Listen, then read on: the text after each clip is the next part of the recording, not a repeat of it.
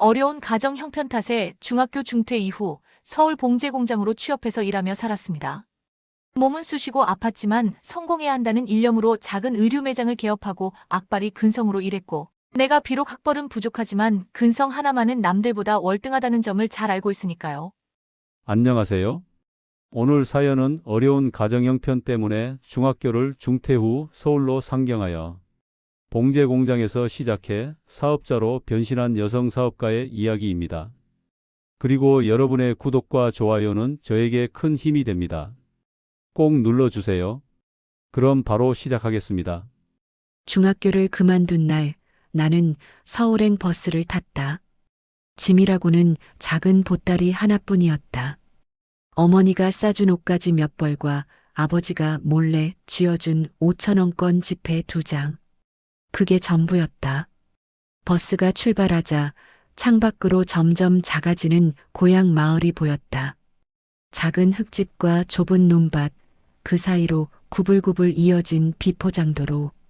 그곳에서 태어나 자랐지만 이제 다시 돌아올 일은 없을 것 같았다. 15살. 또래 아이들이 교복을 입고 학교에 가는 나이에 나는 서울로 향하는 고속버스 안에 있었다. 창문에 비친 내 얼굴은 창백했다. 두려움인지 설렘인지 알 수 없는 감정이 뒤섞여 있었다.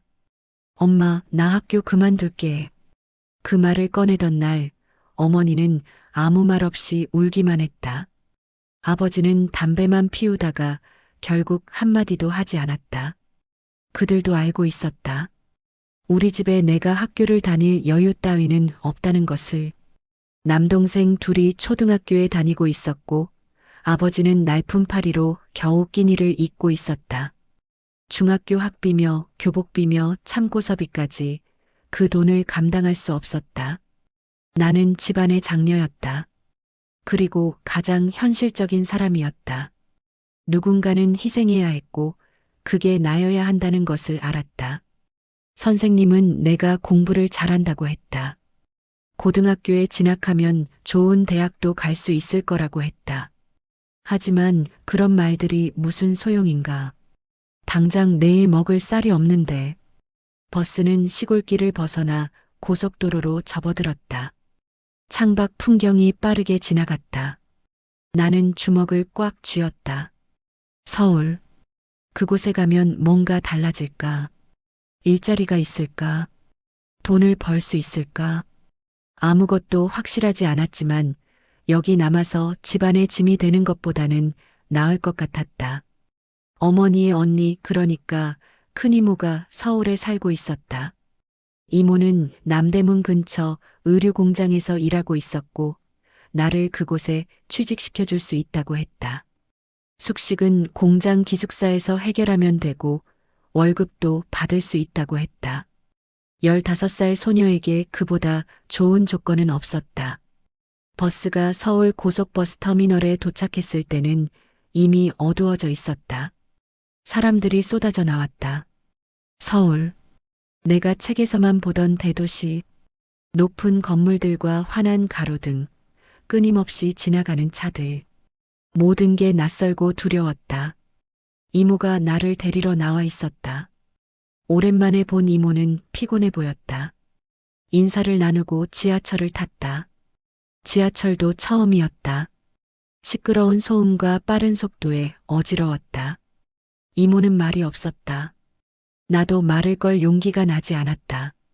이모의 원룸은 좁았다. 작은 방 하나에 부엌과 화장실이 붙어 있었다. 그날 밤 나는 이모와 함께 잤다. 천장을 보며 눈물이 났다. 고향이 그리웠다. 엄마가 보고 싶었다. 하지만 울 수는 없었다. 이미 선택한 길이었다. 다음 날 아침 이모는 나를 데리고 공장으로 향했다. 남대문 시장 뒷골목에 있는 낡은 건물 3층. 계단을 올라가니 재봉틀 돌아가는 소리가 요란했다. 문을 열자 좁은 공간에 수십 대의 재봉틀이 빼곡히 들어차 있었다. 여자들이 고개를 숙이고 바느질을 하고 있었다. 모두 지쳐 보였다. 사장님, 제 조카예요. 일 배우러 왔어요. 이모가 사장에게 나를 소개했다. 사장은 50대쯤 되어 보이는 남자였다.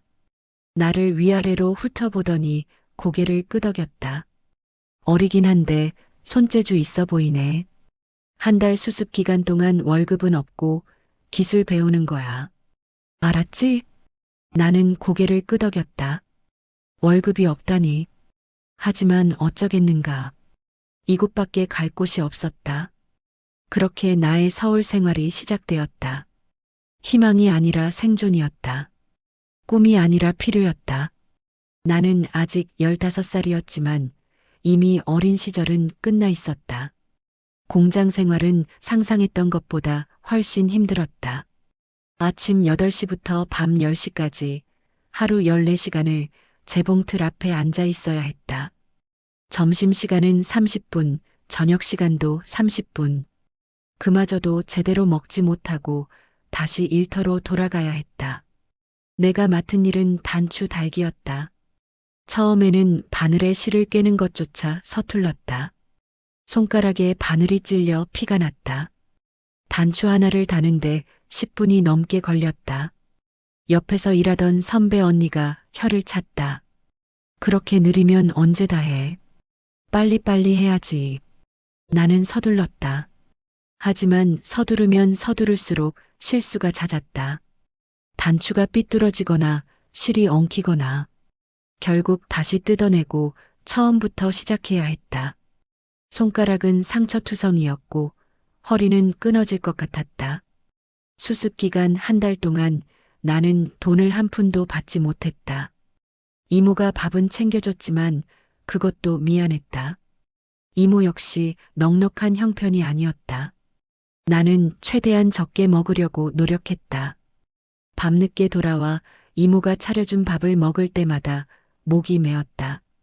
한 달이 지나고 드디어 정식으로 월급을 받게 되었다.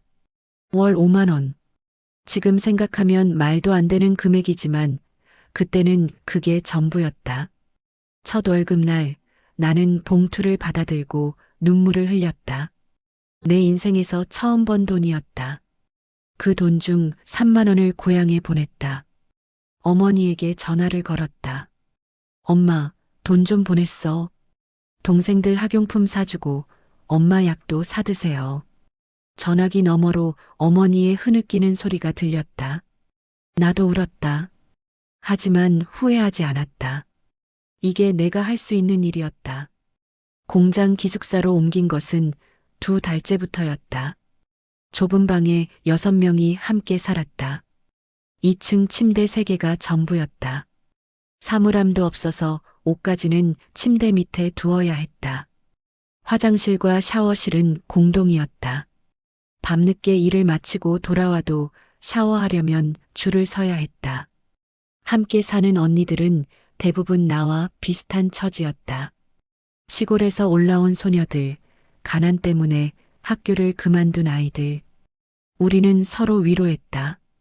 힘들 때 서로 등을 두드려줬다. 울고 싶을 때 함께 울었다. 그중 한 언니가 특히 나에게 잘해줬다. 김미숙 언니. 22살로 나보다 7살이 많았다.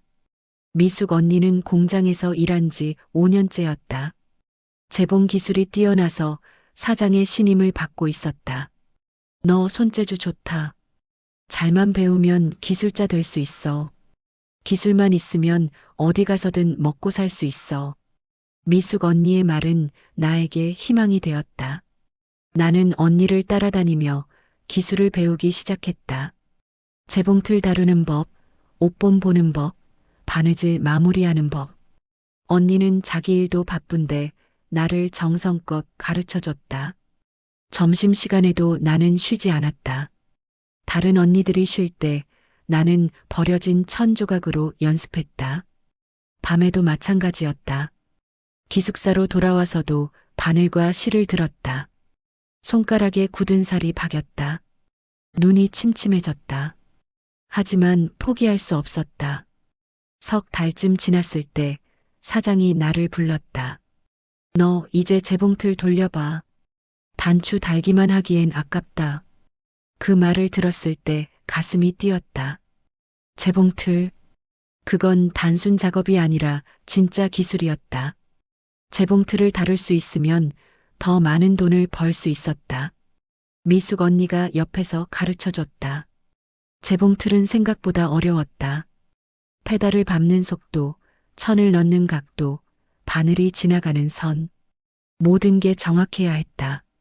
조금만 삐끗하면 천이 찢어지거나 실이 엉켰다. 처음 일주일은 실패의 연속이었다. 만든 옷들은 모두 불량품이었다. 사장이 화를 냈다. 이게 뭐야? 다시 해. 나는 밤새워 다시 했다. 잠을 줄였다. 밥도 빨리 먹고 작업대로 돌아갔다. 손가락은 바늘에 찔려 피가 맺혔지만 멈출 수 없었다. 한 달쯤 지나자 조금씩 감이 잡히기 시작했다. 재봉질이 일정해졌다. 선이 반듯해졌다. 사장의 잔소리가 줄어들었다. 미숙 언니가 웃으며 말했다. 봐, 내가 뭘 했어. 너 손재주 있다니까. 그때 처음으로 자신감이 생겼다. 아, 나도 할 수 있구나. 배우지 못했다고, 어리다고 무시당하지 않아도 되는구나. 기술만 있으면 인정받을 수 있구나. 하지만 그 자신감은 오래가지 못했다. 곧 다른 종류의 시련이 찾아왔다. 공장 생활 1년째, 나는 이제 제법 숙련공이 되어 있었다.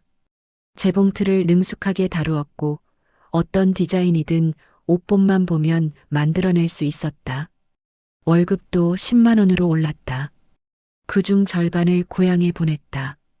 동생들이 학교를 다니는데 보탬이 되었다. 하지만 공장 일은 여전히 고되었다.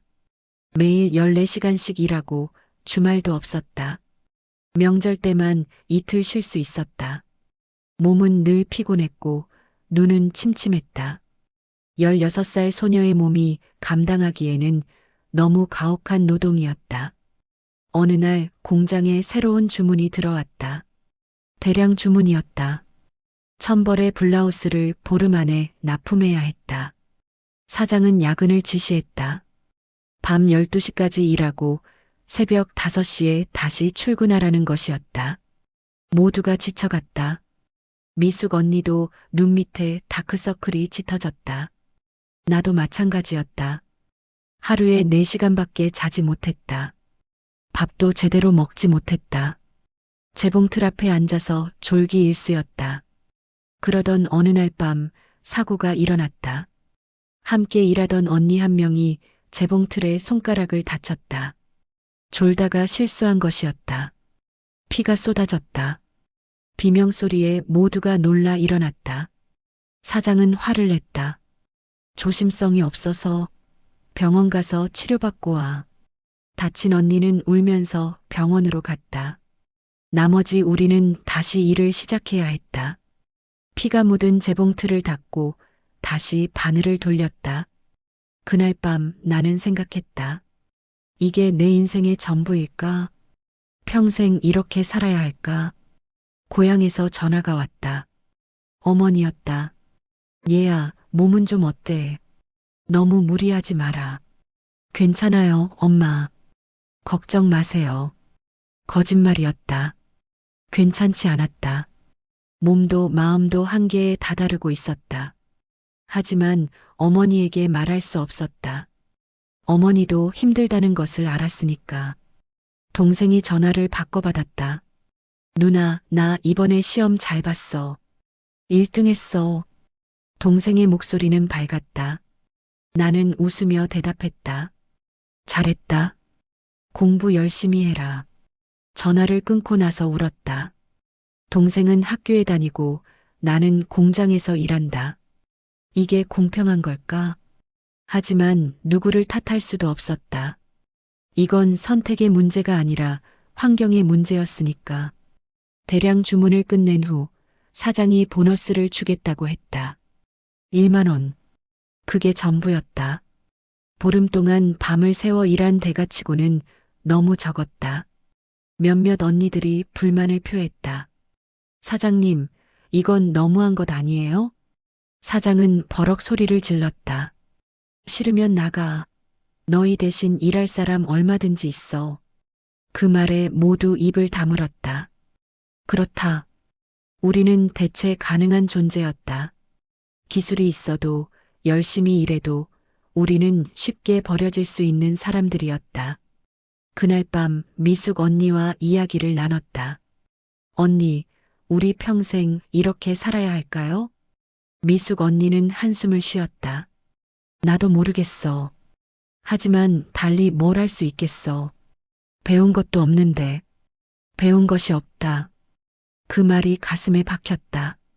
나는 중학교도 졸업하지 못했다.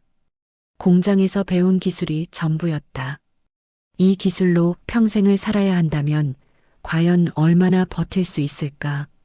그날 밤 나는 결심했다. 언젠가는 이곳을 벗어나겠다고. 평생 누군가의 밑에서 일하지 않겠다고. 내 가게를 갖겠다고. 그때는 막연한 꿈이었지만 그 꿈이 나를 버티게 했다. 1년 반이 지났을 때 공장에 변화가 찾아왔다. 경기가 나빠지면서 주문이 줄어들기 시작한 것이었다. 사장은 인원을 줄이기로 했다. 나이가 많거나 기술이 떨어지는 사람부터 내보내기 시작했다. 미숙 언니가 내게 조용히 말했다. 조심해. 너 아직 어리니까 잘리기 쉬워. 실수하지 마. 나는 더욱 조심했다. 한 땀 한 땀 정성껏 바느질했다. 불량품이 나오지 않도록 몇 번이고 확인했다. 야근도 마다하지 않았다. 사장의 눈밖에 나지 않으려고 최선을 다했다. 하지만 노력만으로는 어쩔 수 없는 일들이 있었다. 어느 날 공장 문이 열리더니 낯선 남자들이 들어왔다. 사장의 채권자들이었다. 공장이 빚을 갚지 못해 압류당한 것이었다. 재봉틀들이 하나둘 옮겨졌다. 우리는 멍하니 그 광경을 지켜볼 수밖에 없었다. 사장이 우리를 모아놓고 말했다. 미안하다. 공장을 더 이상 운영할 수 없게 됐다. 밀린 월급은 나중에 갚을게. 밀린 월급은 2달치였다. 20만 원. 나에게는 큰 돈이었다. 하지만 받을 수 없었다. 사장도 빈털털이었으니까. 그렇게 하루아침에 일자리를 잃었다. 기숙사에서도 나가야 했다. 미숙 언니를 비롯한 몇몇 언니들은 다른 공장으로 옮겨갔다. 나도 이리저리 수소문했지만 쉽지 않았다. 16살 경력 1년 반. 어중간했다. 결국 이모에게 다시 신세를 지게 되었다. 이모는 아무 말 없이 나를 받아줬지만 나는 미안했다. 또 짐이 되는 것 같아서 한 달 동안 일자리를 찾아 헤맸다. 동대문, 남대문, 청량리. 의류 공장이 있는 곳이라면 어디든 찾아갔다. 하지만 번번이 거절당했다. 어리다는 이유, 경력이 짧다는 이유, 사람이 남아돈다는 이유. 돈은 바닥났다. 그동안 모아둔 돈도 얼마 없었다. 고향에 보내느라 거의 다 썼으니까. 남은 돈은 3만 원 정도. 그것도 곧 떨어질 것 같았다. 어느 날 길을 걷다가 식당 앞에 붙은 구인 광고를 봤다. 설거지 보조구함. 나는 망설이지 않고 들어갔다. 사장은 나를 보더니 고개를 끄덕였다. 내일부터 나와. 하루 5,000원 줄게. 설거지. 재봉 기술과는 아무 상관없는 일이었다. 하지만 어쩔 수 없었다. 당장 먹고 살아야 했으니까. 식당 일은 의류 공장보다 더 힘들었다. 아침 6시부터 밤 10시까지 쉬지 않고 일했다. 손은 세제 때문에 트고 갈라졌다. 뜨거운 물에 데이기도 했다. 허리는 하루 종일 서 있어서 끊어질 것 같았다. 한 달 동안 식당에서 일하며 15만 원을 모았다. 그 돈을 들고 다시 일자리를 찾기 시작했다. 이번에는 작은 공장이라도 상관없었다. 월급이 적어도 좋았다. 그냥 재봉 기술을 잃지 않을 수 있는 곳이면 됐다. 우연히 청량리의 작은 공장을 알게 됐다. 사장은 50대 여자였다. 직원은 5명밖에 없었다. 작은 곳이었지만 분위기는 나쁘지 않았다. 기술은 있어? 네, 1년 반 정도 했습니다. 월급은 7만 원밖에 못 줘. 그래도 괜찮아? 네, 괜찮습니다. 이전 공장보다 적은 월급이었지만 나는 고마웠다. 다시 재봉틀 앞에 앉을 수 있다는 것만으로도 새 공장에서 일을 시작했다. 작은 곳이었지만 주문은 꾸준했다. 사장은 까칠했지만 월급은 제때 줬다. 나는 다시 열심히 일했다. 기술을 잃지 않기 위해, 그리고 언젠가 내 가게를 갖기 위해. 그렇게 또 1년이 흘렀다. 나는 18살이 되었다. 어른이 된 것 같았지만 여전히 세상은 낯설고 두려웠다. 새 공장에서 일한 지 6개월쯤 되었을 때 특별한 사람을 만났다. 박정숙 선배였다. 40대 중반의 정숙 선배는 의류업계에서 20년 넘게 일한 베테랑이었다. 디자인부터 재봉, 마무리까지 모든 과정을 꿰고 있었다. 정숙 선배는 과묵했지만 따뜻했다. 일하는 모습을 보면 예술가 같았다. 손놀림이 정확했고 완성된 옷은 언제나 완벽했다. 나는 선배를 보며 많은 것을 배웠다. 어느 날 선배가 내게 물었다. 너 이 일 얼마나 더 할 거야? 모르겠어요. 다른 걸 할 수 있는 것도 아니고 기술만 배우면 돼. 기술 있으면 평생 먹고 살아. 선배는 일이 끝나고 나를 따로 불렀다. 그리고 옷본을 보는 법을 가르쳐 주기 시작했다. 옷본은 옷의 설계도 같은 것이었다. 옷본만 제대로 볼 수 있으면 어떤 옷이든 만들 수 있었다. 여기 봐. 이 선을 따라 재단하고 여기서 박음질하는 거야. 선배의 설명은 명확했다. 나는 집중해서 들었다. 메모도 했다. 선배는 자기가 가진 지식을 아낌없이 나눠줬다. 너 손재주 좋아. 그리고 배우려는 의지도 있어. 이 바닥에서 성공하려면 그 두 가지가 있어야 해. 선배의 말은 나에게 큰 용기가 되었다.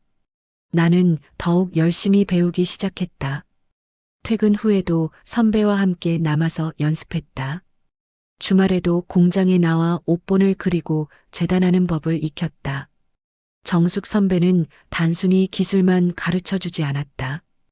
이 업계에서 살아남는 법도 알려줬다. 사장 말만 듣고 있으면 평생 월급쟁이야. 언젠가는 독립해야 해. 내 가게를 가져야 해. 제 가게요? 어떻게요? 돈을 모아.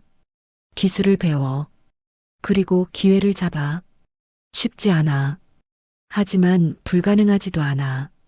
선배의 말은 내 마음속에 있던 꿈을 구체화시켜줬다. 내 가게. 그건 더 이상 막연한 꿈이 아니었다. 구체적인 목표가 되었다. 선배는 또 다른 것도 가르쳐줬다. 사람을 대하는 법이었다. 이 바닥에는 좋은 사람도 있고 나쁜 사람도 있어. 잘 봐야 해. 누구를 믿고 누구를 조심해야 하는지.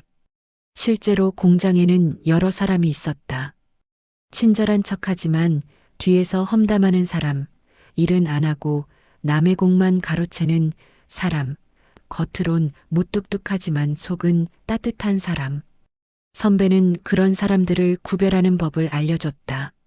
사람 보는 눈은 기술만큼 중요해. 잘못된 사람과 일하면 아무리 기술이 좋아도 망해. 나는 선배의 말을 가슴에 새겼다. 그리고 주변 사람들을 관찰하기 시작했다.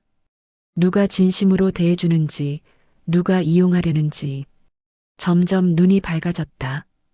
1년쯤 지나자 나는 이제 혼자서도 옷을 만들 수 있게 되었다. 디자인을 보면 어떻게 재단하고 어떻게 박음질해야 하는지 알 수 있었다. 마무리도 깔끔하게 할 수 있었다. 정숙 선배가 웃으며 말했다. 이제 내가 가르쳐 줄 게 별로 없네. 너 이제 기술자야. 기술자. 그 단어가 주는 자부심이 컸다. 나는 더 이상 단순 노동자가 아니었다. 기술을 가진 사람이었다. 선배는 내게 또 하나의 조언을 해줬다. 돈을 모아. 한 푼이라도 아껴서 모아. 언젠가 그 돈이 내 미래를 바꿀 거야. 나는 그 말을 따랐다. 월급 7만 원 중 3만 원은 고향에 보내고 나머지 4만 원 중에서 최대한 아껴 썼다. 밥은 제일 싼 걸 먹었다. 옷도 새로 사지 않았다. 버스비를 아끼려고 걸어 다녔다. 한 달에 2만 원씩 모았다. 1년이면 24만 원. 적은 돈이었지만 나에게는 큰 돈이었다. 통장에 돈이 조금씩 쌓여가는 걸 보면 희망이 생겼다. 정숙 선배는 내 인생의 은인이었다. 기술뿐만 아니라 삶의 태도, 사람을 대하는 법, 미래를 준비하는 법까지 가르쳐줬다. 만약 선배를 만나지 못했다면 나는 여전히 막막했을 것이다. 19살이 되던 해 나는 작은 꿈을 품게 되었다. 몇 년 안에 돈을 모아서 작은 매장을 열고 싶었다.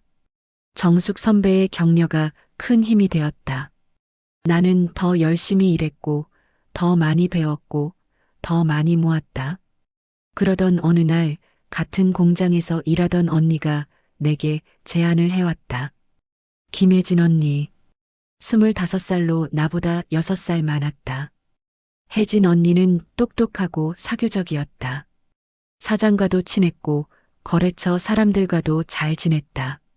너 돈 좀 모았다며? 네, 조금요. 나랑 같이 사업 안 할래? 내가 거래처 있거든. 우리 둘이 힘을 합치면 작은 가게 정도는 차릴 수 있을 것 같아. 혜진 언니의 제안은 매력적이었다. 혼자서는 몇 년이 더 걸릴 일이 함께라면 빨리 이룰 수 있을 것 같았다. 나는 고민 끝에 승낙했다. 네, 좋아요. 해봐요. 혜진 언니는 계획을 세웠다. 동대문에 작은 매장을 얻고 우리가 직접 옷을 만들어 판다는 것이었다. 혜진 언니는 판매와 거래처 관리를 맡고 나는 제작을 맡기로 했다. 나는 그동안 모은 돈 전부를 꺼냈다. 40만 원. 3년 동안 모은 돈이었다. 혜진 언니도 60만 원을 보탰다. 합쳐서 100만 원. 그 돈으로 작은 매장을 얻고 재봉틀 한 대를 샀다. 처음에는 모든 게 순조로웠다. 매장은 작았지만 깨끗했다. 재봉틀도 중고였지만 잘 돌아갔다. 혜진 언니가 거래처에서 주문을 받아오면 내가 만들었다. 손님들의 반응도 좋았다. 한 달, 두 달, 석 달. 매출이 조금씩 늘었다. 순이익은 적었지만 희망이 보였다. 나는 매일 밤늦게까지 일했다. 주문량이 늘어나면서 바빠졌지만 행복했다. 내 가게, 내 사업이니까. 그런데 4개월째 되던 날 이상한 일이 생기기 시작했다. 혜진 언니가 돈 관리를 맡고 있었는데 매출 보고가 이상했다.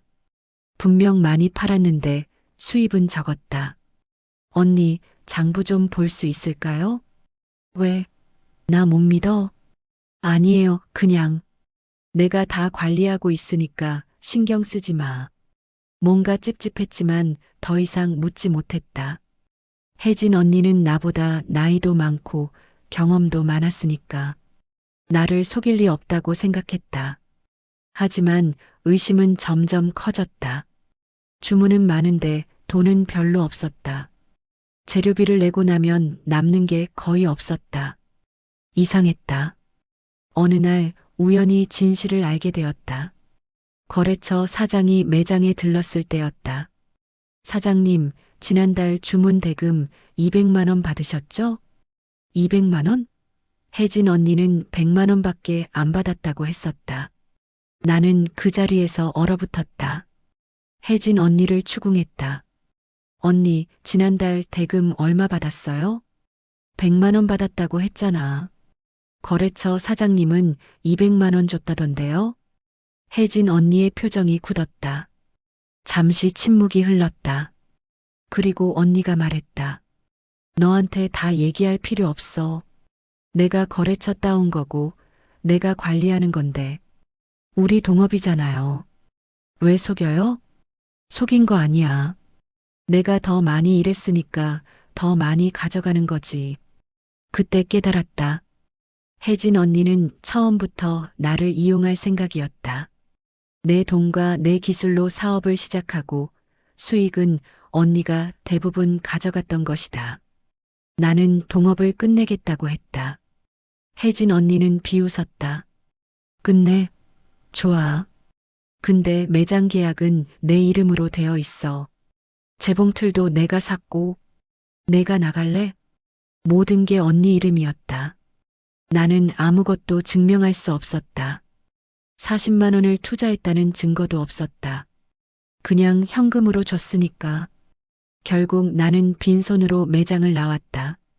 3년 동안 모은 돈, 4개월 동안의 노력, 모든 게 물거품이 되었다. 거리에 주저앉아 울었다. 분했고, 억울했고, 바보 같았다. 정숙 선배에게 전화를 걸었다. 선배는 내 이야기를 듣고 한숨을 쉬었다. 내가 사람 조심하라고 했잖아. 계약서도 안 쓰고 돈을 맡긴 게 내 실수야. 선배의 말이 맞았다. 내가 너무 순진했다. 사람을 쉽게 믿었다. 세상이 얼마나 냉정한지 또 한 번 배웠다. 그날 밤 나는 다짐했다. 다시는 남을 쉽게 믿지 않겠다고. 계약서 없이 일하지 않겠다고. 그리고 언젠가 성공해서 혜진 언니를 다시 만나겠다고. 배신당한 후 나는 한동안 방황했다. 돈도 없고 희망도 없었다. 다시 공장에 들어갈까 생각도 했다. 하지만 그건 뒤로 돌아가는 것 같았다. 정숙 선배가 나를 불렀다.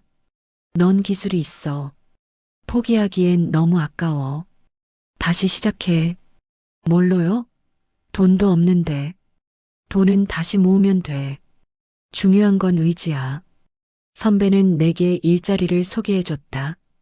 작은 봉제 공장이었지만 급여가 괜찮았다. 월 15만 원. 이전보다 2배 많았다.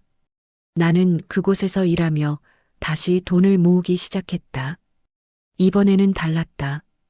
배신당한 경험이 나를 더 강하게 만들었다. 더 많이 배워야겠다고 생각했다.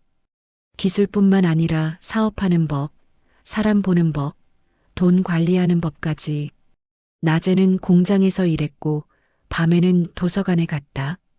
21살에 처음으로 도서관이라는 곳에 가봤다. 책을 읽기 시작했다. 경영 관련 책, 자기계발서, 성공 사례들. 어려운 단어도 많았고 이해 안 되는 부분도 많았지만 포기하지 않았다. 특히 인상 깊었던 책이 있었다. 한 여성 사업가의 자서전이었다. 그 사람도 가난한 집에서 태어나 학교를 제대로 다니지 못했지만 작은 가게에서 시작해 큰 기업을 일궈냈다. 나도 할 수 있을 것 같았다. 1년 동안 미친 듯이 일했다. 주말도 없었다. 야근도 마다하지 않았다. 집에 가면 책을 읽거나 사업 계획을 세웠다. 언제 어떻게 매장을 열지, 어떤 옷을 팔지, 어떻게 홍보할지. 그동안 180만 원을 모았다. 이번에는 절대 실수하지 않을 것이었다. 계약서를 쓸 것이고 모든 것을 내 이름으로 할 것이고 장부를 철저히 관리할 것이었다. 22살 되던 해봄, 드디어 내 가게를 열었다. 동대문 뒷골목에 아주 작은 매장이었다. 평수로 따지면 3평도 안 되었다. 재봉틀 한 대와 옷걸이 몇 개가 전부였다. 하지만 내 것이었다. 간판을 달던 날 눈물이 났다. 미영의류. 내 이름을 딴 가게. 비록 작지만 내 꿈의 시작이었다. 처음에는 손님이 거의 없었다. 하루 종일 매장을 지켰지만 한두 명 오면 다행이었다. 팔리지 않는 옷들만 걸려 있었다. 하루 매출이 10,000원도 안 될 때가 많았다. 밤에는 재봉틀을 돌렸다. 손님이 주문하지 않아도 옷을 만들었다. 언젠가 팔릴 거라고 믿으며 매일 밤 12시까지 일했다. 집세도 내야 했고 재료비도 내야 했다. 돈은 계속 나갔다. 석 달쯤 지나자 모아둔 돈이 바닥나기 시작했다. 불안했다. 이대로 망하는 건 아닐까? 그때 기회가 찾아왔다. 근처 시장 상인 아주머니가 들어왔다. 여기 옷수선도 해줘? 네, 해드려요. 그럼 이거 좀 고쳐줘. 얼마야? 5,000원이요. 비싸네. 3,000원 할게. 네, 그렇게 할게요. 작은 일이었지만 시작이었다. 그 아주머니가 소문을 냈다. 옷수선 잘하는 집이 있다고. 조금씩 손님이 늘기 시작했다. 수선부터 시작했다. 바지 기장 줄이기, 오품 줄이기, 지퍼 갈기. 큰 돈은 아니었지만 매일 조금씩 벌었다. 그 돈으로 새 옷을 만들었다. 만든 옷을 매장에 걸었다. 손님이 와서 사갔다. 6개월쯤 지나자 매장이 조금씩 자리를 잡았다. 단골 손님도 생겼다. 입소문도 났다. 미영 의류 가면 예쁘고 싸게 만들어준다고. 1년째 되는 날 나는 손익을 계산해 봤다. 순이익이 100만 원 정도 되었다. 적은 돈이었지만 나는 성공했다고 느꼈다. 내 힘으로 가게를 운영하고 있으니까. 정숙 선배에게 전화를 걸었다. 선배님, 저 해냈어요. 가게가 잘 되고 있어요. 선배는 웃으며 말했다. 그럴 줄 알았어. 넌 할 수 있는 애야. 그날 밤 나는 처음으로 마음 편히 잠들었다. 더 이상 두렵지 않았다. 가게가 안정되자 욕심이 생겼다. 더 큰 매장으로 옮기고 싶었다. 재봉틀도 한 대 더 사고 아르바이트생도 고용하고 싶었다. 그러면 더 많은 주문을 소화할 수 있을 것 같았다. 은행에 대출을 알아봤다. 300만 원. 이자는 높았지만 어쩔 수 없었다. 담보도 없고 신용도 없는 23살 여자에게 돈을 빌려주는 곳이 많지 않았다. 대출받은 돈으로 매장을 옮겼다. 이전보다 2배 넓은 곳이었다. 위치도 더 좋았다. 사람들이 많이 다니는 길목이었다. 재봉틀도 한 대 더 샀다. 처음에는 잘 됐다. 새 매장은 사람들 눈에 잘 띄었다. 손님이 늘었다. 주문도 많아졌다. 나는 하루 16시간씩 일했다. 재봉틀 2대를 번갈아 가며 돌렸다. 그런데 석 달쯤 지나자 문제가 생겼다. 재료비가 예상보다 많이 들었다. 매장 임대료도 비쌌다. 대출 이자도 갚아야 했다. 수입보다 지출이 더 많았다. 장부를 확인해 보니 적자였다. 한 달에 50만 원씩 마이너스였다. 이대로 가면 6개월 안에 망할 것 같았다. 잠이 오지 않았다. 밤새 고민했다. 매장을 다시 줄일까, 재봉틀을 팔까, 아르바이트를 자를까. 모든 선택지가 고통스러웠다. 그때 고향에서 전화가 왔다. 아버지가 쓰러지셨다고 했다. 병원에 입원했는데 돈이 필요하다고 했다. 100만 원. 나는 무너졌다. 가게도 위기인데 지방까지 어려워졌다. 도와주고 싶었지만 돈이 없었다. 통장에는 20만 원밖에 없었다. 결국 친구에게 돈을 빌렸다. 정숙 선배에게도 도움을 청했다. 간신히 100만 원을 마련해 고향에 보냈다. 아버지는 다행히 회복하셨지만 나는 더 큰 빚을 지게 되었다. 매장을 정리해야 하나 고민했다. 이대로는 안 될 것 같았다. 하지만 포기하고 싶지 않았다. 여기까지 오는데 얼마나 많은 시간과 노력을 쏟았는데. 밤새 계획을 세웠다.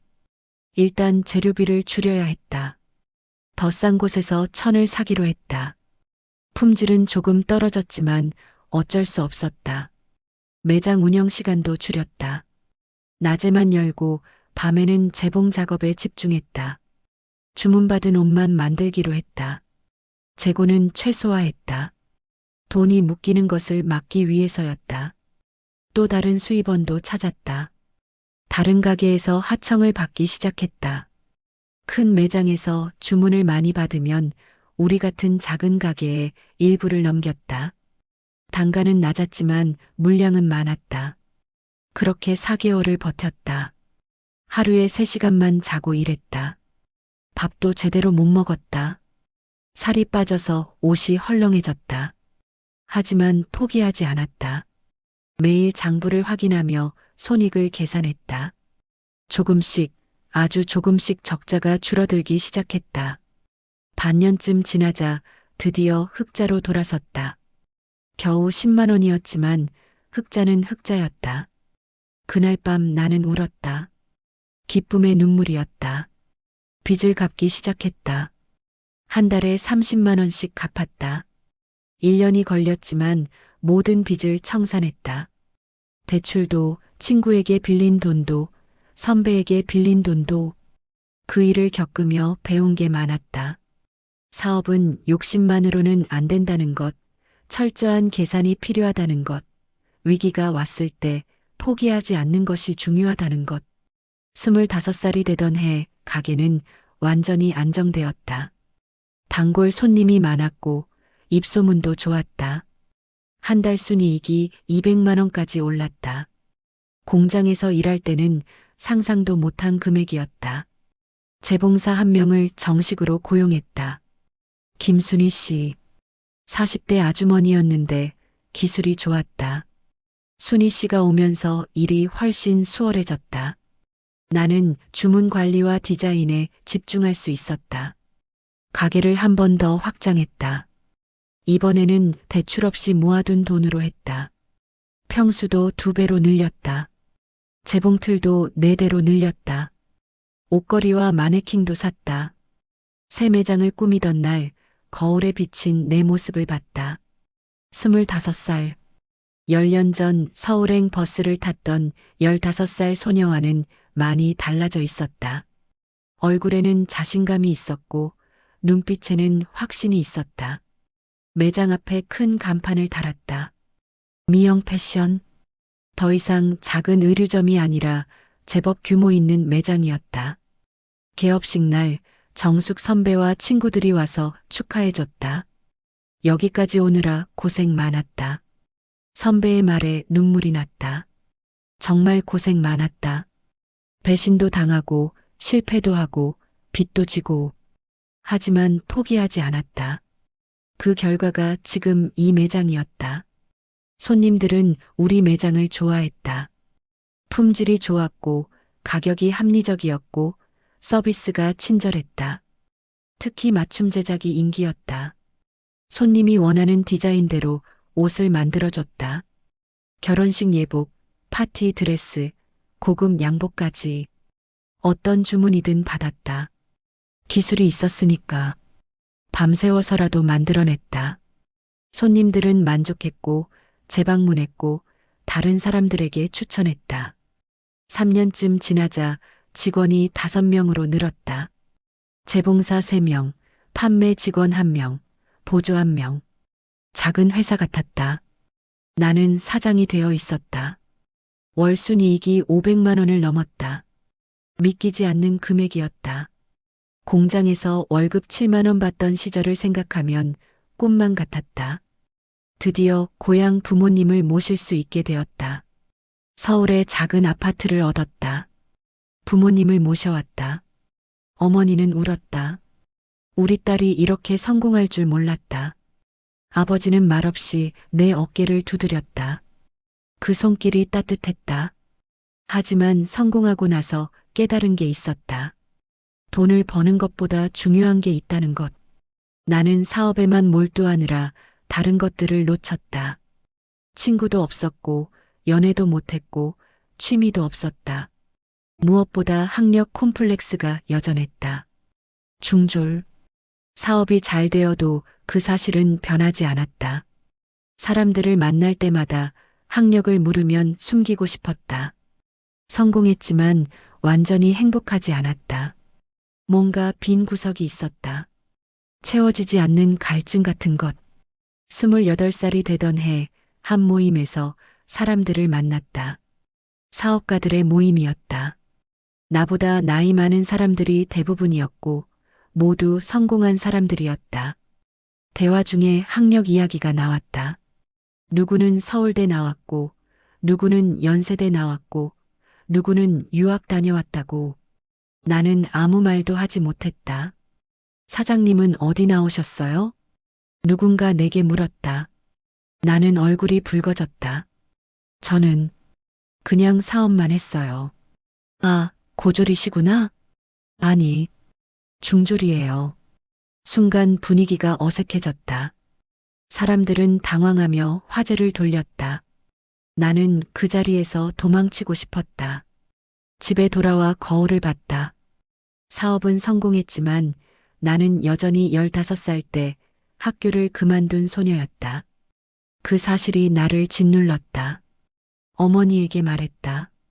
엄마, 나 공부하고 싶어. 무슨 공부? 학교. 다시 다니고 싶어. 어머니는 놀랐다. 지금 내가 나이가 몇인데? 28이에요. 늦지 않았어요. 사실 늦었다. 보통 사람들은 28이면 대학을 졸업하고 직장 생활을 하고 있었다.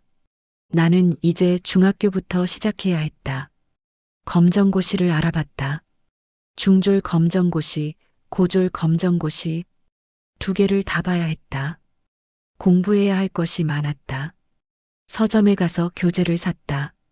국어, 영어, 수학, 사회, 과학. 15년 만에 다시 보는 교과서였다. 낯설었다. 영어 알파벳도 가물가물했다. 매일 밤 2시간씩 공부하기로 했다. 가게 일을 마치고 집에 오면 11시, 씻고 나면 12시, 거기서부터 새벽 2시까지 공부했다. 처음에는 이해가 안 되는 게 너무 많았다. 영어 문법, 수학 공식, 과학 원리. 모든 게 어려웠다. 학교를 다닌 적이 없으니 기초가 없었다. 학원도 알아봤지만 시간이 안 맞았다. 낮에는 가게를 운영해야 했으니까. 결국 독학으로 하기로 했다. 인터넷 강의를 들었다. 모르는 건 검색했다. 이해 안 되는 건 반복해서 들었다. 문제집을 풀었다. 틀린 문제는 다시 풀었다. 6개월이 지나자 조금씩 감이 잡혔다. 영어 단어가 외워지고 수학 문제가 풀렸다. 과학도 이해되기 시작했다. 1년 후 중졸 검정고시를 봤다. 떨렸다. 시험장에는 나보다 훨씬 어린 아이들이 많았다. 15, 16살 아이들. 나는 29이었다. 부끄러웠지만 포기할 수 없었다. 문제지를 받고 풀기 시작했다. 생각보다 어렵지 않았다. 1년 동안 열심히 공부한 보람이 있었다. 합격 발표 날 내 수험 번호가 있었다. 합격. 나는 이제 중졸이 아니었다. 고등학교 입학 자격을 얻었다. 울었다. 기쁨의 눈물이었다. 합격증을 들고 부모님께 보여드렸다. 어머니가 눈물을 흘렸다. 우리 딸 대단하다. 하지만 여기서 멈출 수 없었다. 다음은 고졸 검정고시였다. 더 어려웠다. 과목도 많고 내용도 깊었다. 다시 1년을 공부했다. 매일 밤 2시간씩, 주말에는 4시간씩, 가게 일과 공부를 병행하느라 몸이 힘들었다. 하지만 포기하지 않았다. 30살 되던 해 고졸 검정고시를 봤다. 역시 합격했다. 이제 나는 고등학교 졸업 학력을 가진 사람이었다. 하지만 여기서도 멈추지 않았다. 대학에 가고 싶었다. 늦었지만 도전하고 싶었다. 대학 입학은 쉽지 않았다. 나이도 많았고 성적도 뛰어나지 않았다. 명문대는 불가능했다. 하지만 상관없었다. 어디든 대학만 가면 됐다. 사이버 대학을 알아봤다. 온라인으로 수업을 듣고 학위를 받을 수 있었다. 일하면서 공부할 수 있었다. 이게 내게 맞는 방법이었다. 31살에 대학생이 되었다. 경영학과를 선택했다. 사업에 도움이 될 것 같았다. 첫 학기가 시작되었다. 온라인 강의를 들었다. 과제를 했다. 시험을 봤다. 처음에는 어려웠다. 전문 용어들이 낯설었다. 경제학, 회계학, 마케팅 모두 처음 듣는 내용이었다. 하지만 재미있었다. 내가 하고 있는 사업과 연결되는 부분이 많았다. 특히 마케팅 수업이 좋았다. 고객을 어떻게 끌어들이는지, 브랜드를 어떻게 만드는지 배운 내용을 가게에 바로 적용했다. SNS 마케팅을 시작했다. 인스타그램에 제품 사진을 올렸다. 블로그에 후기를 모았다. 효과가 있었다. 온라인으로 주문이 들어오기 시작했다. 젊은 손님들이 늘었다. 매출이 다시 상승했다. 회계 수업도 도움이 됐다. 장부를 더 체계적으로 관리하게 됐다.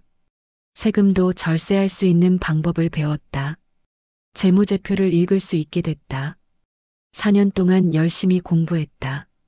낮에는 가게를 운영하고 밤에는 강의를 듣고 과제를 했다. 시험 기간에는 잠을 줄였다. 힘들었지만 보람 있었다. 학점도 잘 나왔다.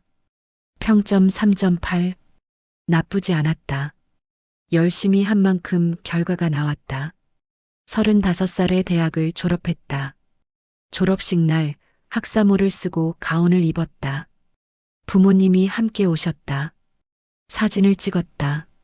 아버지는 처음으로 활짝 웃으셨다. 우리 딸 대학생이네. 아니에요, 아빠. 이제 졸업생이에요. 어머니는 계속 눈물을 닦았다. 중학교도 못 다닌 내가 대학을 졸업하다니. 나도 울었다. 20년 전 중학교를 그만두던 날을 떠올렸다. 그때의 나에게 말해주고 싶었다. 포기하지 마. 넌 할 수 있어. 졸업장을 받고 집에 돌아와 액자에 넣었다. 거실벽에 걸었다. 볼 때마다 뿌듯했다. 이제 나는 대졸 사장이었다. 학력 콤플렉스가 사라졌다. 더 이상 사람들 앞에서 주눅 들지 않았다. 자신 있게 말할 수 있었다. 저는 대학에서 경영학을 전공했습니다. 무엇보다 스스로가 자랑스러웠다. 늦었지만 해냈다. 포기하지 않고 끝까지 갔다. 그게 가장 중요했다. 대학을 졸업하고 나서 사업도 한 단계 업그레이드 되었다. 배운 지식을 사업에 적용하면서 매장은 더욱 발전했다. 온라인 쇼핑몰을 오픈했다. 직접 만든 옷을 온라인으로 판매하기 시작했다. 처음에는 걱정이 많았다. 온라인 시장은 경쟁이 치열했다. 대형 쇼핑몰들이 이미 자리를 잡고 있었다. 하지만 우리만의 강점이 있었다. 맞춤 제작과 고품질이었다. 상품 사진을 전문가에게 맡겼다. 상세 페이지도 정성껏 만들었다. 고객 후기를 꼼꼼히 관리했다. 배송도 신경 썼다. 6개월쯤 지나자 온라인 매출이 오프라인을 따라잡기 시작했다. 전국에서 주문이 들어왔다. 부산, 대구, 광주, 제주도까지. 서울에 올 수 없는 손님들이 온라인으로 주문했다. 직원도 더 늘렸다. 10명이 넘었다. 재봉사 6명, 디자이너 1명, 판매 직원 2명, 배송 담당 1명. 작은 회사가 아니라 중소기업이 되어 있었다. 매장도 한 번 더 확장했다. 이번에는 강남에 지점을 냈다. 고급 매장이었다. 인테리어도 신경 썼다. 가격대도 올렸다. 고급 고객층을 타겟으로 했다. 강남점은 성공적이었다. 부유층 고객들이 찾았다. 백화점 브랜드보다 저렴하면서도 품질이 좋다고 입소문이 났다. 38살 때 연 매출이 10억 원을 넘었다. 순이익도 2억 원이 넘었다. 15살 때 월급 5만 원 받던 시절을 생각하면 꿈 같았다. 부모님을 더 좋은 아파트로 모셨다. 동생들 학비도 지원했다. 남동생 둘은 모두 대학을 졸업하고 좋은 직장에 다니고 있었다. 내가 학교를 그만두고 서울로 온 덕분이었다. 정숙 선배에게도 보답했다. 선배가 운영하는 작은 공장에 투자를 했다. 선배는 감사해했다. 내가 이렇게 성공할 줄 알았어. 너는 특별한 애야. 성공했지만 교만하지 않으려고 노력했다. 직원들을 잘 대했다. 월급을 제때 줬고 복지도 신경 썼다. 명절 보너스도 챙겼다. 특히 어린 직원들에게 기회를 줬다. 배우고 싶어 하는 아이들에게 기술을 가르쳤다. 나처럼 학교를 다니지 못한 아이들에게 검정고시를 권했다.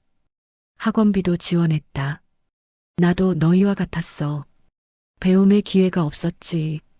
하지만 포기하지 않으면 할 수 있어. 몇몇 직원들은 내 조언을 따라 공부를 시작했다. 검정고시를 보고 대학에 진학했다. 그런 모습을 보면 뿌듯했다. 하지만 여전히 뭔가 부족한 느낌이 들었다. 사업도 성공했고 돈도 벌었고 학위도 땄다. 그런데 행복하냐고 물으면 확신할 수 없었다. 너무 바쁘게 살았다. 20년 동안 쉬지 않고 달렸다. 일 공부, 일 공부. 그것만 했다. 다른 것들은 뒤로 미뤘다. 친구도 없었다. 연애도 못했다. 결혼도 안 했다. 취미도 없었다. 여행도 가본 적 없었다. 오로지 일과 공부뿐이었다. 39살이 되던 어느 날 문득 생각했다. 이대로 평생 살 수는 없다고. 인생에는 일보다 중요한 것들이 있다고. 40살이 되던 해봄, 우연한 계기로 인생을 돌아보게 됐다. 어머니가 편찮으셨다. 큰 병은 아니었지만 입원을 하셨다. 병원에 찾아가 어머니를 봤다. 75살.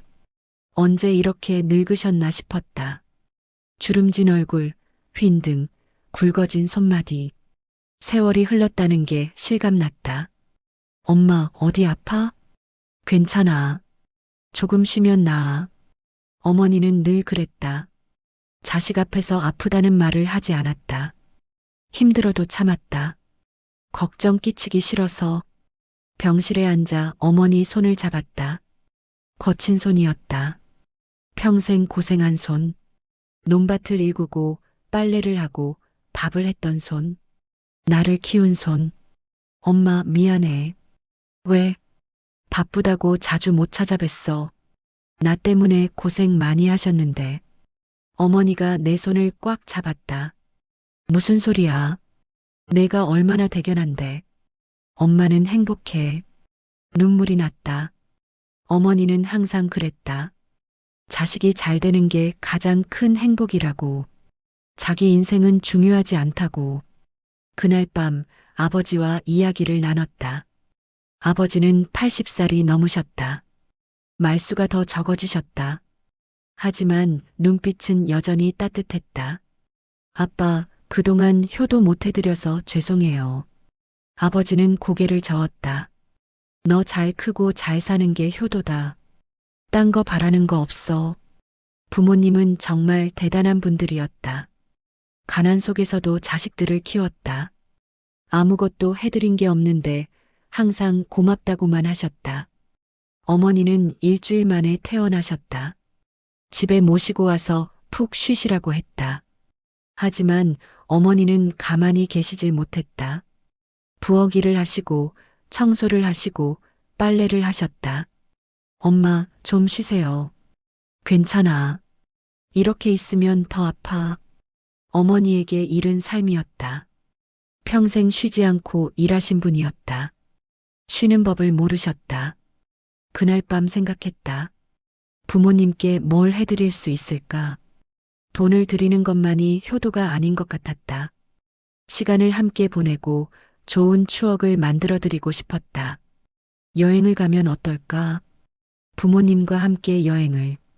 평생 고생만 하신 분들을 좋은 곳에 모시고 가고 싶었다. 제주도가 떠올랐다. 어머니가 평생 가보고 싶어 하셨던 곳이었다. 젊었을 때는 형편이 안 돼서 못 가셨다.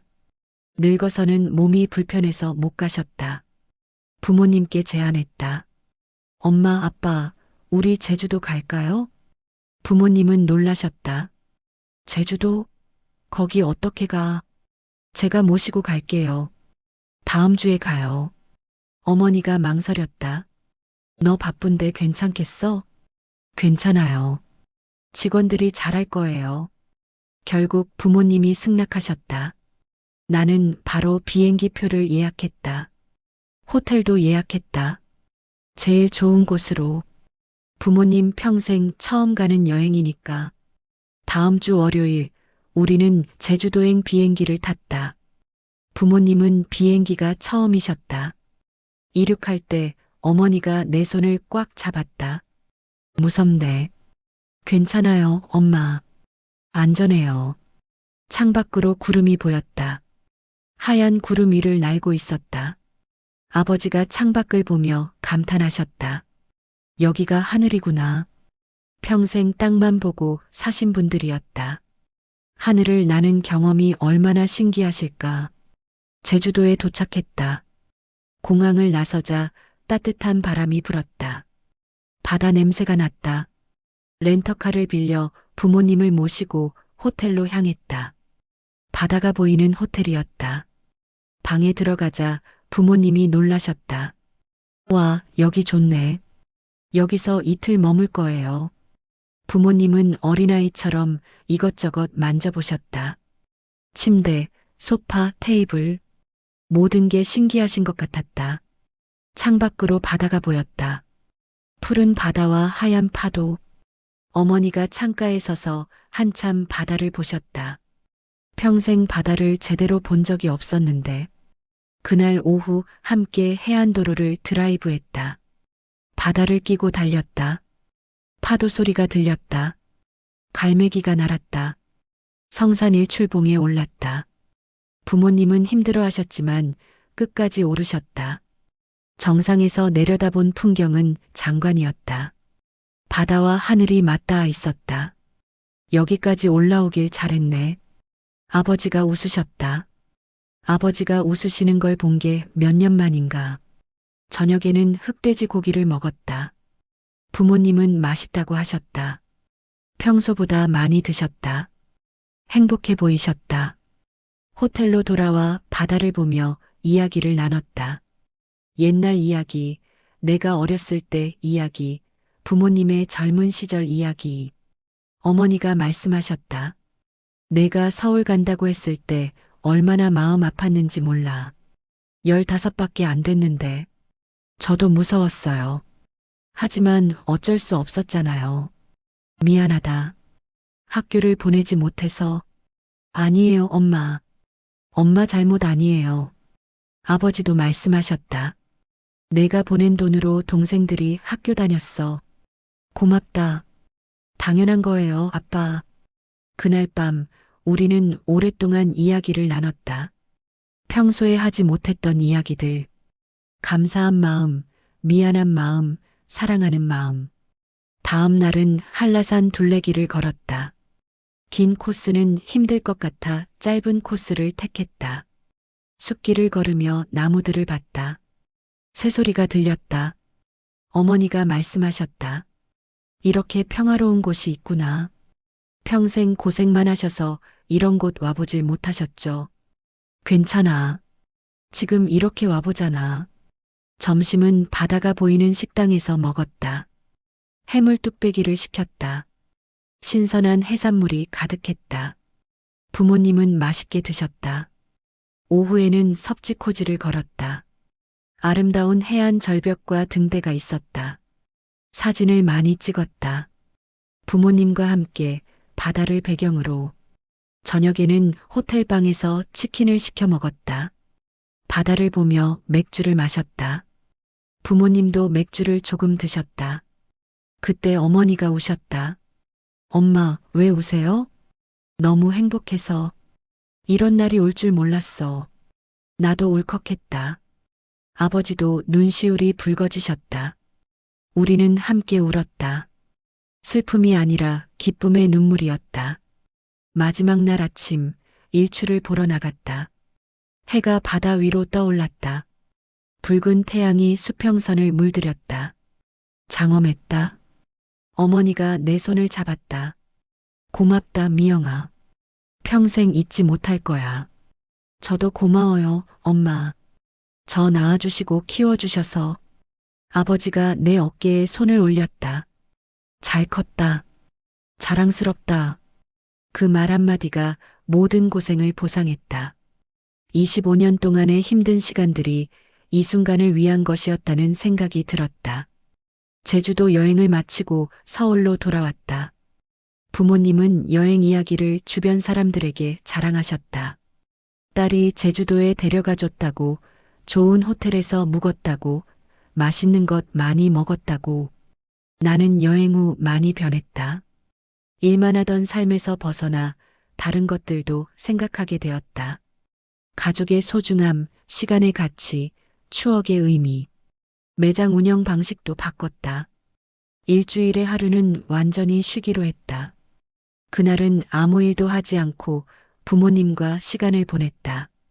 함께 밥을 먹고 산책을 하고 이야기를 나눴다. 직원들에게도 휴가를 더 줬다. 가족과 시간을 보내라고. 일만 하면 행복하지 않다고. 내가 그렇게 살아서 아니까. 42살이 되던 해 드디어 인생의 반려자를 만났다. 서울시청에서 일하는 공무원이었다. 나이는 44살. 평범하지만 성실한 사람이었다. 그는 내 과거를 알고도 개의치 않았다. 중졸이 뭐 어때서? 혼자 힘으로 여기까지 온 게 대단하지. 그의 말이 고마웠다. 학력이나 집안을 따지지 않았다. 사람 자체를 봐줬다. 1년 사귀고 결혼했다. 소박한 결혼식이었다. 가족과 친한 사람들만 초대했다. 정숙 선배도 왔고 예전 공장 동료들도 왔다. 결혼식 날 어머니가 또 우셨다. 이제 외롭지 않겠구나. 엄마 덕분이에요. 신혼여행은 부모님과 함께 갔다. 남편이 제안했다. 부모님을 더 많이 모시고 다녀야죠. 우리는 유럽으로 갔다. 프랑스, 이탈리아, 스위스. 부모님은 매일 놀라워 하셨다. 에펠탑, 콜로세움, 알프스. 평생 TV에서만 보던 곳들을 직접 보셨다. 꿈 같네. 우리 같은 사람이 이런 데 와보다니. 엄마, 우리가 왜 못 와요? 우리도 누릴 자격 있어요. 여행을 마치고 돌아와 평화로운 일상이 시작됐다. 매장은 직원들이 잘 운영했다. 나는 이제 경영만 하고 실무는 직원들에게 맡겼다. 남편과 함께 작은 집을 샀다. 부모님 집 근처였다.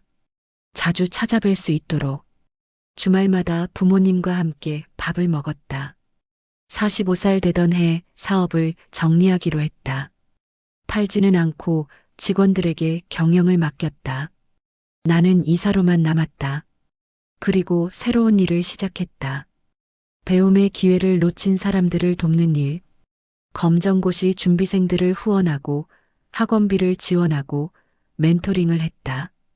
나처럼 학교를 다니지 못한 사람들이 많아요. 그들에게 희망을 주고 싶어요. 남편이 옆에서 도왔다. 함께 작은 재단을 만들었다. 매년 10명의 학생들을 선발해 검정고시부터 대학 졸업까지 지원했다. 첫 번째 장학생이 대학에 합격했을 때 나는 울었다. 마치 내가 합격한 것처럼 기뻤다. 어느 날 혜진 언니를 우연히 만났다. 20년 만이었다. 언니는 초라해 보였다. 미영아, 너 잘됐다며. 축하해. 고마워요, 언니. 미안해. 그때 내가 너무했어. 괜찮아요. 다 지난 일이에요. 그 일이 있었기에 제가 더 강해진 것 같아요. 원망하지 않았다.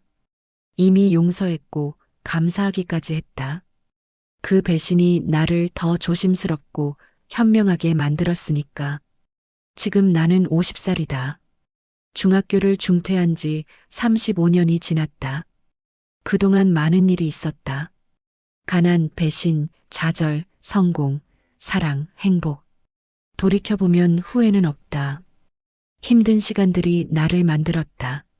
학교를 다니지 못한 것도, 공장에서 일한 것도, 배신당한 것도 모두 의미가 있었다. 부모님은 이제 80대 중반이시다. 건강하시다. 여전히 농담도 하시고 웃으시고 산책도 하신다. 내가 효도할 수 있는 시간이 얼마나 남았을까? 하루하루가 소중하다. 남편과는 여전히 행복하다. 아이는 없지만 괜찮다. 우리 둘만으로도 충분하다. 그리고 우리에게는 장학생들이 있다. 그 아이들이 우리의 자녀 같다. 매장은 여전히 잘 되고 있다. 직원들이 열심히 하고 있다. 가끔 방문해서 격려하고 응원한다. 나는 이제 더 이상 배우지 못한 중졸 소녀가 아니다. 대학을 졸업한 사업가이자 남편의 아내이자 부모님의 딸이자 누군가에게 희망을 주는 사람이다. 인생은 어디서 시작하느냐보다 어떻게 살아가느냐가 중요하다. 나는 가난에서 시작했지만 희망으로 살아왔다. 절망 속에서도 포기하지 않았다. 지금도 가끔 옛 공장 동료들과 만난다. 다들 각자의 삶을 살고 있다. 누구는 여전히 공장에서 일하고, 누구는 작은 가게를 하고, 누구는 결혼해서 아이를 키운다. 우리는 함께 웃고 떠든다. 힘들었던 시절을 추억하며, 그때는 힘들었지만 지금은 웃으며 이야기할 수 있다. 정숙 선배는 70살이 넘으셨다. 은퇴하셨지만 여전히 건강하시다. 가끔 만나 차를 마신다. 선배는 내게 말씀하신다. 내가 자랑스럽다. 내가 가르친 학생 중 최고야. 선배님 덕분이에요. 선배님이 아니었으면 저는 여기까지 못 왔어요. 아니야. 내 안에 이미 씨앗이 있었어. 나는 물만 준 거야. 그 말이 맞는지 모르겠다. 하지만 분명한 건 혼자서는 할 수 없었다는 것이다. 많은 사람들의 도움이 있었다. 부모님의 희생, 이모의 도움, 정숙 선배의 가르침, 미숙 언니의 격려, 남편의 사랑. 모두가 나를 만들었다. 그래서 나도 다른 사람들을 돕는다. 받은 만큼 돌려주고 싶다. 나 때문에 누군가가 희망을 가질 수 있다면 그것만큼 보람 있는 일은 없다. 오늘도 부모님과 함께 저녁을 먹었다. 어머니가 만든 된장찌개와 아버지가 좋아하는 고등어구이. 평범한 식사지만 행복하다. 식사 후 산책을 나갔다. 한강변을 걸으며 이야기를 나눴다. 별것 아닌 이야기들. 날씨, 건강, 이웃 소식. 하지만 그 순간이 소중하다. 집에 돌아와 침대에 누웠다. 남편이 옆에서 자고 있다. 평온한 숨소리. 창밖으로 달빛이 들어온다. 나는 눈을 감는다. 내일도 평화로운 하루가 될 것이다. 더 이상 두렵지 않다. 더 이상 외롭지 않다. 인생의 전반부는 생존이었다면 후반부는 의미이다. 이제는 살아남는 것이 아니라 잘 사는 것을 생각한다. 돈을 버는 것이 아니라 가치를 만드는 것을 생각한다. 중학교를 그만두던 그날 버스를 타고 서울로 향하던 15살 소녀에게 말해주고 싶다. 괜찮아. 힘들겠지만 이겨낼 수 있어. 언젠가는 행복해질 거야. 포기하지 마. 그리고 지금의 나 자신에게도 말하고 싶다. 잘 살아왔어. 고생 많았어. 이제는 편히 쉬어도 돼. 인생은 바느질과 같다. 한 땀 한 땀 정성껏 바느질하다 보면 아름다운 옷이 완성된다. 내 인생도 그랬다. 매일 한 땀씩 바느질하며 살아왔다. 때로는 실수도 했고, 때로는 실이 엉키기도 했다. 하지만 포기하지 않고 계속 바느질했다. 그 결과 지금의 내가 있다. 이제 나는 완성된 옷처럼 온전하다. 더 이상 부족하지 않다. 더 이상 채워야 할 것이 없다. 그저 감사할 뿐이다. 부모님께, 선배님께, 친구들에게, 남편에게, 그리고 나 자신에게. 오늘도 나는 행복하다. 내일도 행복할 것이다. 그것으로 충분하다.